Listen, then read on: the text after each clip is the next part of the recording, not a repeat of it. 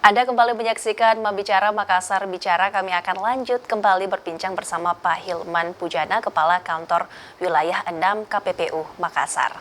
Baik Pak, di segmen kali ini saya ingin menanyakan Pak terkait dengan bentuk penindakan begitu ketika sudah ada pelaporan dan sudah diteliti ternyata betul melakukan pelanggaran, penindakannya itu seperti apa Pak? Nah, kalau proses penegakan hukum ya di KPPU, jadi perlu kami ceritakan juga bahwa tadi dari awal kan ada sumbernya, ada dua, ada inisiatif, ada laporan. Nah, terhadap laporan yang masuk, tadi setelah kita lakukan laporan masuk, kita register, kemudian kita ada namanya tahapannya namanya klarifikasi laporan. Nah, terhadap klarifikasi laporan ini, yang dilakukan oleh KPPU adalah yang pertama mengecek identitas. Baik pelapor, terlapor, saksi-saksi. Kemudian yang kedua kesesuaian laporan dengan kewenangan KPPU, karena sering juga kita temukan konteksnya konteks one prestasi, tapi dilaporkan ke KPPU. Jadi mungkin banyak juga. Apakah ini sesuai dengan kewenangan KPPU atau tidak? Kemudian alat-alat bukti awalnya seperti apa? Nah, kalau sudah lengkap ini kejelasan administratif laporan, ini nanti naik ke tahapan namanya penyelidikan. Penyelidikan di KPPU ini agak berbeda dengan penyelidikan di kepolisian atau di criminal justice system. Penyelidikan di KPPU sudah merupakan proses pengumpulan alat bukti. Jadi di penyelidikannya KPPU ini sudah proses pemanggilan para pihak, ahli, saksi, dan lain-lain. Kemudian pengumpulan dokumen, dan lain-lain. Nah, ini proses penyelidikan. Nanti kalau penyelidikan sudah menemukan dua alat bukti, masuk ke tahapan namanya pemberkasan. Nah, ini nanti di berkas ini kurang lebih kalau di pidana ini seperti di kejaksaan.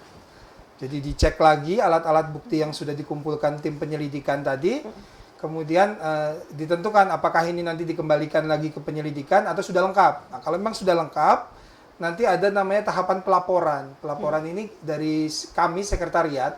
Jadi di KPPU itu ada dua badan, ada dua bodi. Yang pertama adalah komisioner.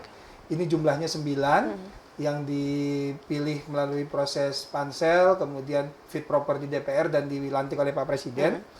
Nah, kami ini di Sekretariat Jenderal. Di Sekretariat Jenderal yang membantu tugas komisi. Jadi kami yang menyiapkan menerima laporan yang semua sampai dengan siap ini laporannya kami laporkan kepada komisi, nanti beliau yang memutuskan apakah ini jadi perkara atau tidak. Nah, nanti kalau sudah jadi perkara, ini prosesnya udah mulai persidangan. Ada proses pendahuluan, lanjutan, sampai dengan nanti outputnya adalah putusan KPPU. Ada majelis, musyawarah majelis, outputnya adalah putusan KPPU. Nah, terhadap putusan KPPU tadi dari situ ada penindakan kita, outputnya di situ. Ada bentuknya namanya larangan. Atau minta perintah untuk menghentikan. Misal ada putusannya adalah terbukti melakukan kartel. Ya, perintahnya perintah untuk menghentikan perjanjian tentang apa. Kemudian ada di situ ada denda KPPU, ada denda persaingan. Jadi KPPU bisa memberikan denda kepada pelaku usaha. Nah, terhadap putusan KPPU yang ini masih bisa dilakukan keberatan. Jadi KPPU bukan pengadilan tingkat pertama juga. Jadi KPPU nanti putusan KPPU ini dibawa ke pengadilan niaga sekarang. Jadi setelah Undang-Undang Cipta Kerja dirubah ke pengadilan niaga, nah disitulah nanti proses ada replik, ada duplik di pengadilan niaga sampai dengan nanti putusan di pengadilan niaga. Nah, putusannya bisa dua, bisa menguatkan putusan KPPU atau menolak putusan KPPU. Nah, nanti menolak pemohon atau menerima pemohon. Nah, putusannya dari si pengadilan niaga tadi kita langsung melakukan kasasi ke Mahkamah Agung. Kita nggak lewat pengadilan tinggi, jadi langsung ke Mahkamah Agung. Nah, di Mahkamah Agung nanti inkrahnya di sana, putusan akhirnya di sana. Jadi cukup panjang, prosesnya cukup panjang, tapi ya memang seperti itu ya. Di tahun 2022 ini Pak, bisa diberikan contoh mungkin yang sudah ditindaki begitu? Contoh yang masih ongoing ya. Saya mungkin yang kemarin sempat hangat juga di awal tahun, mungkin kita sama-sama tahu harga minyak begitu tinggi kan. Kemudian KPPU melakukan inisiatif, ada laporan juga masuk terkait dugaan kartel minyak goreng. Nah, jadi diduga terjadi pengaturan oleh para produsen minyak goreng ini. Kemudian setelah proses tadi yang sudah dilakukan ada penyelidikan, ini diperiksa semua, pemberkasan. Sekarang tahapannya di persidangan majelis, sudah di pemeriksaan lanjutan. Nah, ini nanti ada putusan nih nanti. Kita masih berjalan, masih menunggu prosesnya itu. Apa sebenarnya Pak yang menjadi alasan atau mungkin dasar pelaku-pelaku pengusaha tadi kemudian melakukan kecurangan begitu? Apakah memang karena ada niatan tertentu atau memang tidak tahu paham dengan regulasi? Ya, ada beberapa alasan yang sering kita terima. Tentunya kalau ada juga yang beberapa pelaku usaha menyatakan kita baru mengetahui adanya regulasi ini. Tapi kan kalau kita sudah 22 tahun, jadi mungkin bolehlah kita masih mungkin PR juga untuk KPPU ya untuk bisa lebih gencar mensosialisasikan tugas fungsinya KPPU karena untuk hal tersebut KPPU juga melakukan kerjasama nggak sendiri, kita juga merangkul Apindo dengan Kadin juga dengan semua stakeholder untuk bisa melakukan. Sekarang kita punya program Mbak namanya program kepatuhan. Program kepatuhan. Jadi kita ini programnya voluntary, jadi masing-masing pelaku usaha bisa mengajukan program kepatuhan kepada KPPU, yaitu fungsinya itu jangan sampai fungsi pencegahan lah, jangan sampai melanggar dulu, baru terkena sanksinya KPPU atau denda KPPU,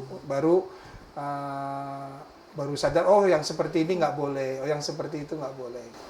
Untuk di wilayah 6, Pak, apakah Anda melihat kesadaran terhadap persaingan usaha di Sulsel cukup tinggi begitu atau masih rendah? Sebetulnya nilai persaingan ini kan sebetulnya sudah ada di masyarakat kalau saya lihat. Jadi sebetulnya pada prinsipnya masing-masing pelaku usaha ini ya memang bersaing. Cuman kan memang seringkali ada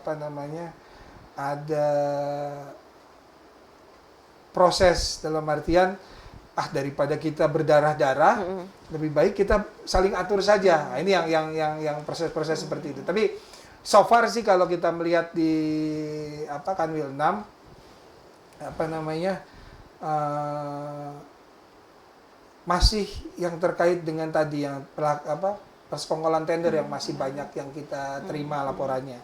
Nah, kalau yang masih terus kita menjadi prioritas yaitu terkait dengan logistik, karena kita tahu di wilayah timur Indonesia ini PR-nya ya selalu logistik biaya tinggi.